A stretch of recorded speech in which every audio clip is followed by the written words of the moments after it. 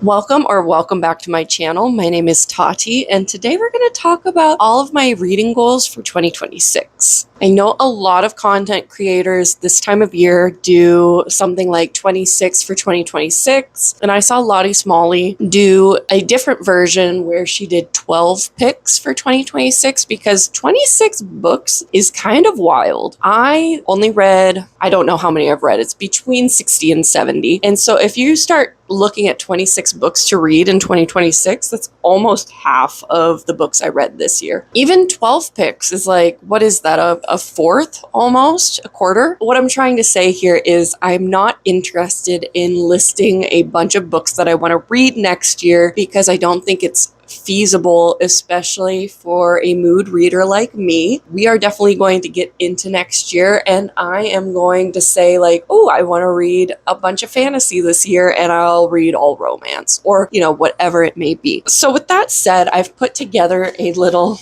agenda here of basically different categories of books that I want to read, and authors, and little goals tied to things like that. And it'll make more sense once I get into this. So without further ado, let's talk about my reading goals for 2026. The first goal I have written here is I wrote down 3 authors I want to try reading in 2026, but I wrote down 4.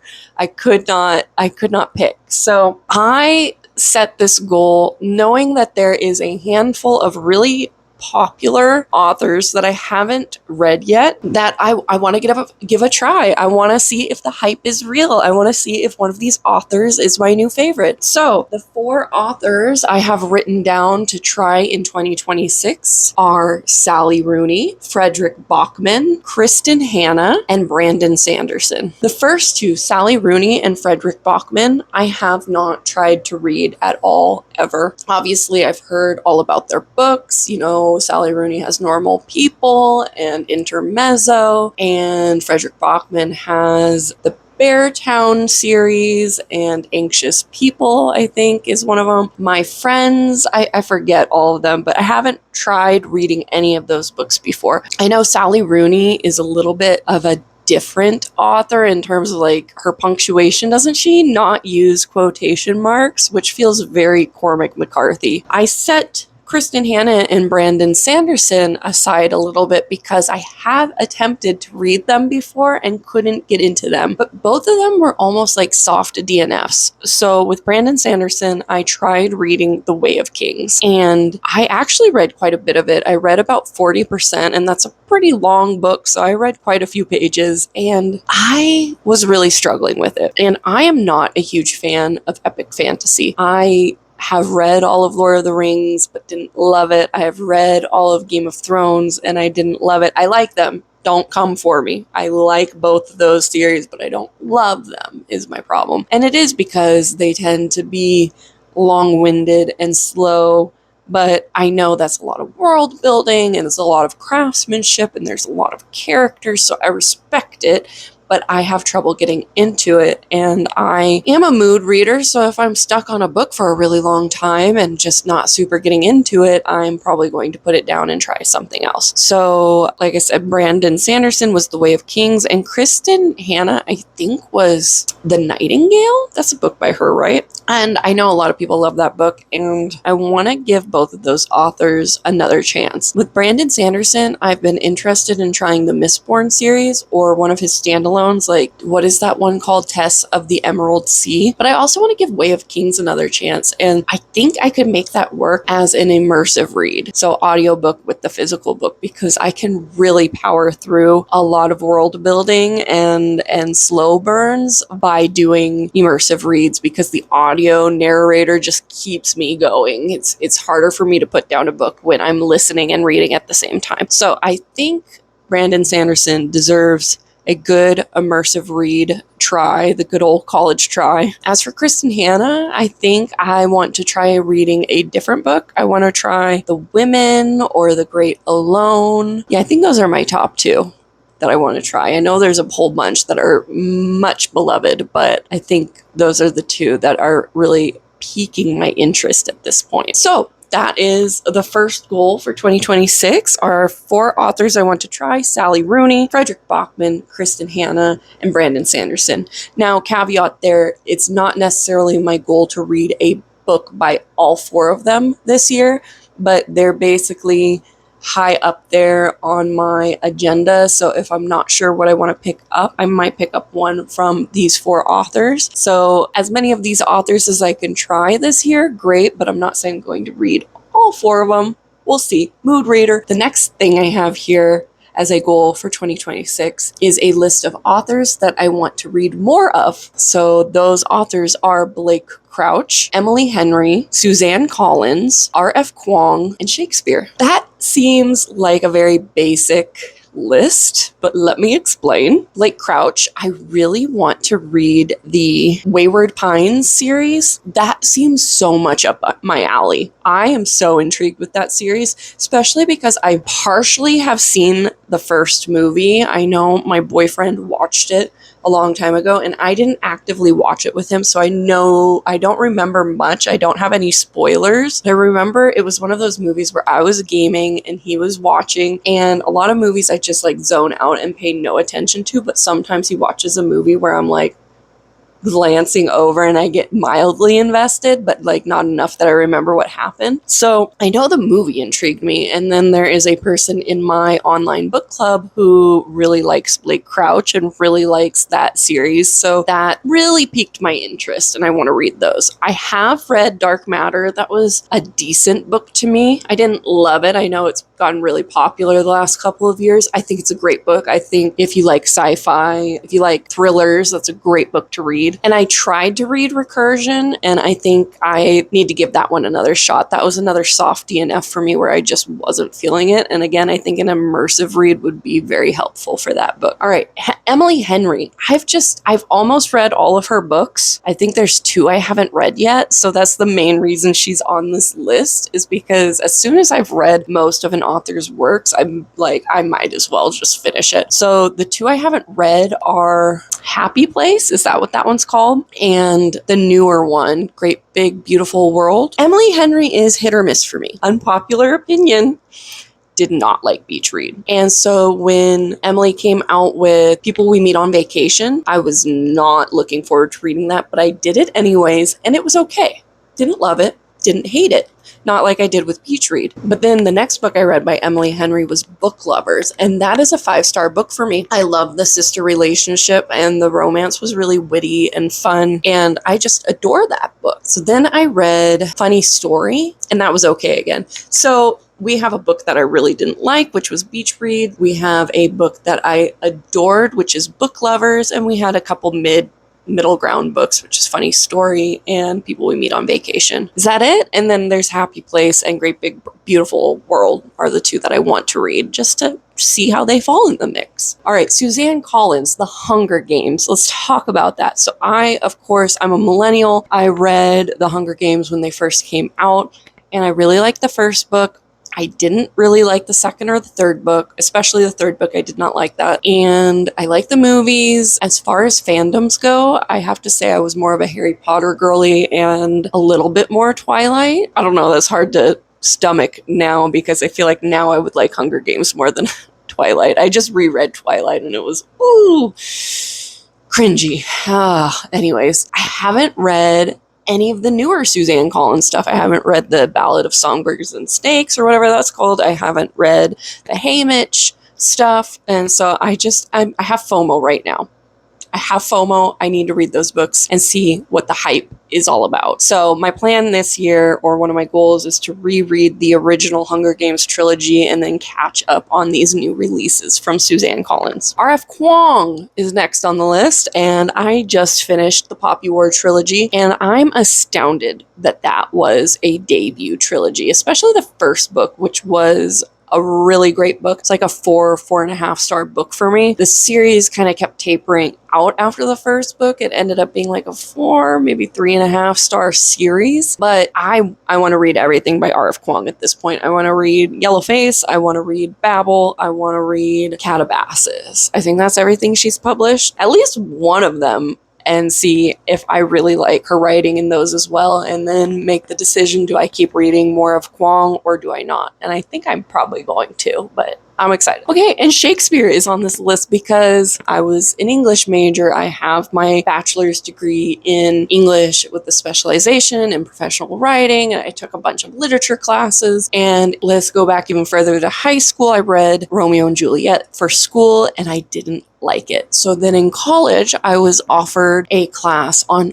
Shakespeare. And I didn't take it because I was like, I don't like Shakespeare. I didn't like Romeo and Juliet. And then after I graduated, a few years later, I decided to read Othello just because I loved Othello. So then I decided to read Much Ado About Nothing, and I loved that. It was hilarious. Shakespeare's low-key freaking hilarious in his comedies, at least that one. So now I'm like, I love Shakespeare, and I'm so mad at high school me for deciding I hated Shakespeare and then not taking that Shakespeare class in college. I think I would have loved it. Oh, I've also read another one, The Tempest. I had to read The Tempest for a class, and I liked that. So anyways, it has just been a goal of mine to keep reading more and more Shakespeare. I try to read at least one play every year. So I haven't read Macbeth. I haven't read Hamlet. There's so many I need to read. So Shakespeare is on the list. Okay. The next goal I have here for 2026 are some monthly observations that I want to honor this year. So one of the videos I made in 2025 was a video about books by Native American authors in honor of Native American Heritage Month, which is in November. So I decided to write down a few. I went on Wikipedia and looked up all the observances. These are the 6 that stood out. Black History Month, Women's History Month, Arab American History Month, Asian American and Pacific Islander Month, LGBTQ plus Pride and History Month, and Native American Heritage Month again. So I don't know exactly how that will play out this year in terms of like how I will accomplish that. Maybe it's just one book a month that is related to those observances, or maybe dedicating the entire month, or maybe just one reading vlog per month to those. And I don't know how I'm going to pick the books yet. So if you have any suggestions, I would love it. But definitely the goal would be to find books by authors that fit into those categories. So I don't want to read a book about Native American heritage by a white man, basically, and I don't want to read books about women by a white man. So not so much the content of the books, but supporting authors from those categories. All right, I wrote down trends to try in 2026, and I only have 2. One trend I want to try in 2026 is annotating books. I don't usually enjoy annotating books because it feels like a chore. It slows me down too much. You know what I mean? I just want to be fully immersed in the story, and I feel like when I'm annotating, I'm thinking about what I'm reading too much, like I'm looking for things to annotate. And so I'm worried that doing that will take me out of the book, but I think that lends itself really well to rereads. So there are a few books that I want to reread this year, and I'm thinking about annotating some of them, not all of them, because some of them are just enjoyment, entertainment reads, and I don't think they'd be great contenders for being annotated. But anyways, there's a few that I just love because they are so well written. So those are definitely on my radar of things I could try annotating this year. And the other trend that I would like to try in 2026 is developing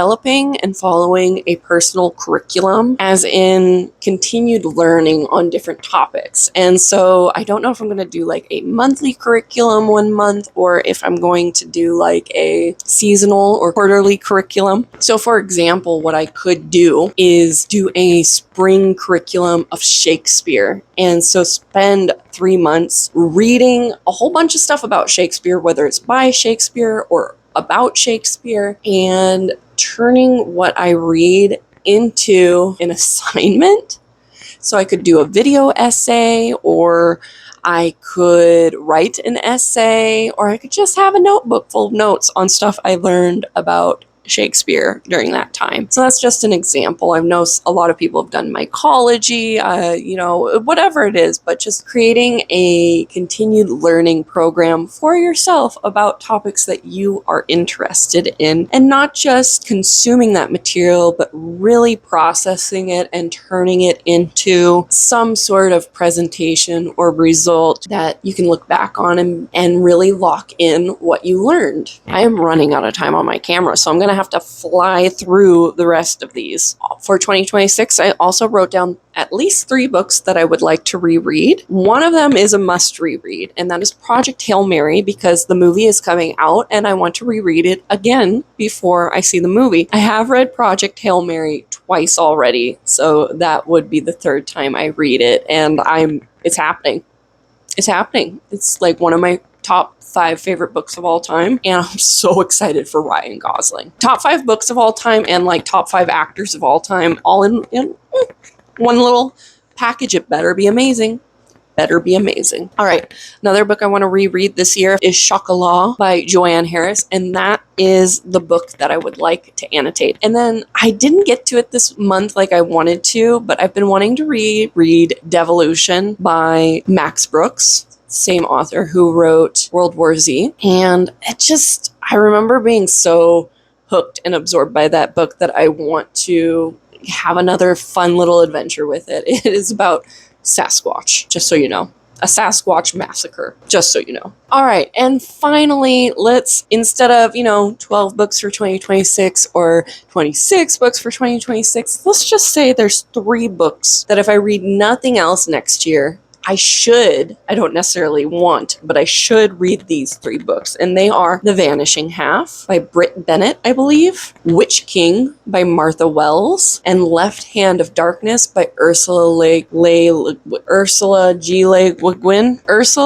Le Guin. There you go. That's the one. And the reason those 3 books are the 3 books I should read in 2026 is because they are books that I've owned for a very long time and have never read. And I only have 6 books on my physical TBR that I have never read. I've had The Left Hand of Darkness since college. I've had Witch King for maybe 3 years now. And The Vanishing Half, I want to say I got it at a book swap. And I've had that for a long time too. And I've heard great things about all of them, and for some reason, it's, that phenomenon. This is why I have limited my physical book buying and my bookshelves to books that I have really loved, and it's because the longer I own a book, or the longer a book is on my TBR unread, or the more times I look at a book and don't choose it, the less likely I am to read that book. And I hate that, because it's like, my taste hasn't necessarily changed, or my want to read that book hasn't necessarily changed, but just it loses its shine for me when it's just been unpicked for so long, and that's so sad.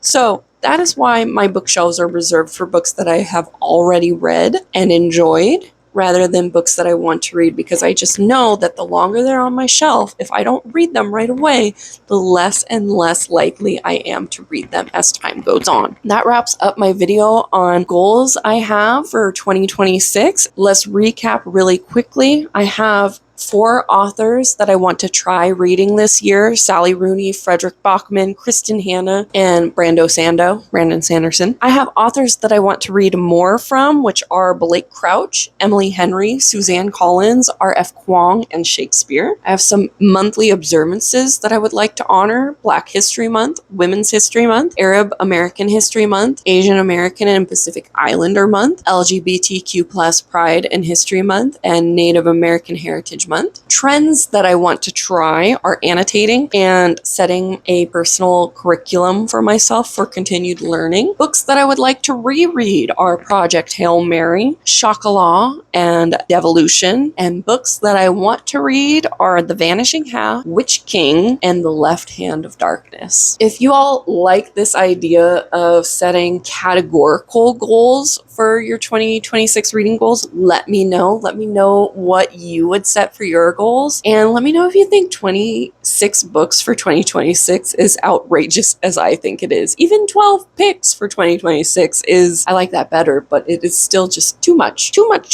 for me. Do you make time for rereads? Does anyone else do that? Because I love a good reread. I only in the last few years have come to really enjoy rereads, but I feel like they need to happen. So without further ado, thank you for watching this video. Let me know what goals you have set for yourself in 2026. And as always, don't forget to like and subscribe.